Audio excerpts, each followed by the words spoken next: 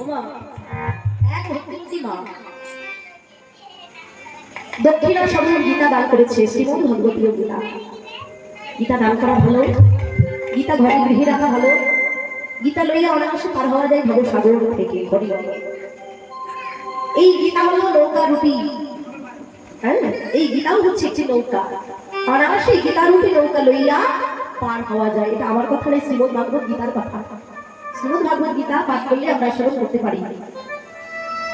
এই গীতা গৃহ গ্রন্থে, এই গ্রন্থ গৃহে রাখা ভালো, কোনো বিপদ আসে না, অমঙ্গলের ছায়া পড়ে না, সমস্ত দুঃখ দূরে যায়।